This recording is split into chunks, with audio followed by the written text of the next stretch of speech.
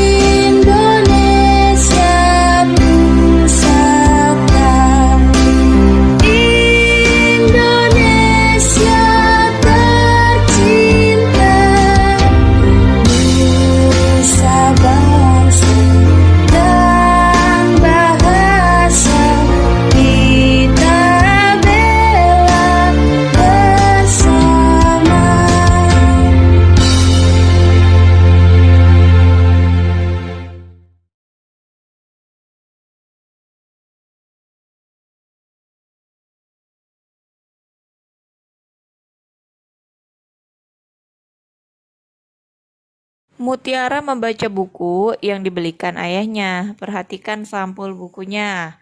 Nah, sampul bukunya ini apa? Garuda Pancasila. Garuda Pancasila adalah lambang negara Indonesia. Burung Garuda besar gagah perkasa. Lihatlah perisainya. Perisai itu memuat simbol dari sila-sila pada Pancasila. Pancasila adalah dasar negara kita. Perhatikan teks Pancasila dan simbol sila-sila pada Pancasila. Yang pertama, ketuhanan yang Maha Esa. Simbolnya adalah bintang. Yang kedua, kemanusiaan yang adil dan beradab. Simbolnya adalah rantai. Yang ketiga, persatuan Indonesia. Simbolnya adalah pohon beringin. Yang keempat, kerakyatan yang dipimpin oleh hikmat kebijaksanaan dalam permusyawaratan perwakilan. Simbolnya adalah kepala banteng. Yang kelima, keadilan sosial bagi seluruh rakyat Indonesia. Simbolnya adalah padi dan kapas. Nah, setelah mengetahui bunyi sila Pancasila, maka kita harus mengamalkannya di kehidupan sehari-hari. Nah, kita lihat gambar ini. Di sini ada yang sedang sholat berjamaah. Terus ketika makan membaca doa terlebih dahulu. Ada yang pergi ibadah ke gereja. Ada yang sedang ibadah di pura. Ada yang sedang ibadah. Nah, ini isinya gambar tentang pengamalan melaksanakan ibadah kepada Tuhan Yang Maha Esa. Jadi berkaitan dengan pengamalan sila ke-1 ya, karena sila ke-1 itu bunyinya adalah ketuhanan yang Maha Esa, di mana pengamalannya adalah beribadah kepada Tuhan yang Maha Esa. Kah kalian dengan kata ungkapan? Ya, kemarin sudah disebutkan kata ungkapan itu adalah gabungan kata yang memiliki arti yang berbeda dengan asalnya. Yuk kita baca percakapan ini.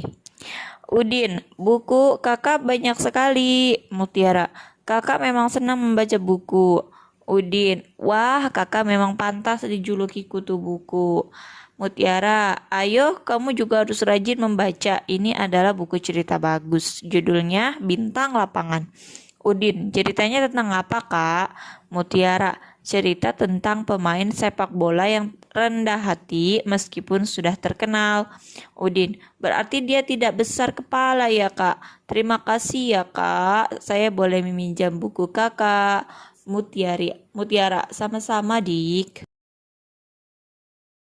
Percakapan tersebut ada beberapa kata ungkapan. Yang ke satu ada kata ungkapan kutu buku, artinya adalah orang yang senang membaca buku. Kemudian yang kedua ada kata ungkapan bintang lapangan, artinya adalah orang yang ahli dalam olahraga. Kemudian ada kata rendah hati, artinya adalah tidak sombong. Kemudian yang keempat ada kata besar kepala yang artinya adalah sombong. Kita jawab pertanyaan-pertanyaan berikut ini. Yang ke satu, apa arti ungkapan tersebut? Ya, tadi sudah disebutkan ya. Satu, kutu buku, orang yang gemar membaca buku atau orang yang senang membaca buku. Yang kedua, bintang lapangan, ialah orang yang ahli dalam olahraga. Kemudian yang ketiga rendah hati, artinya adalah tidak sombong. Dan yang keempat besar kepala, artinya adalah sombong. Yang kedua, apakah Udin dan Mutiara saling menyayangi? Ya, Udin dan Mutiara saling menyayangi. Yang ketiga, bagian percakapan manakah yang menunjukkan mereka saling menyayangi? Bagian percakapan yang menunjukkan mereka saling menyayangi adalah ketika Mutiara meminjamkan bukunya kepada Udin. Yang keempat, pengamalan sila keberapakah yang ditunjukkan oleh Udin dan Mutiara? Itu pengamalan sila kedua, yaitu saling menyayangi dengan saudara. Yang kelima, apakah kamu menyayangi kakak, adik, saudara, dan orang tua di rumah? Pasti ya, anak-anak akan menyayangi saudara dan orang tua di rumah. Tugasnya untuk hari ini yang ke satu, hafalkan bunyi Pancasila dan simbol-simbolnya. Kemudian nanti kalau sudah hafal, anak-anak bacakan tanpa melihat ke buku dan divideokan. Nanti videonya kirim ke Bu Guru. Kemudian tugas yang kedua, buatlah kalimat dengan kata ungkapan kutu buku, rendah hati, besar kepala, dan bintang lapangan. Tulis di buku tulis PDR, kemudian difotokan dan kirim ke WA Bu Guru.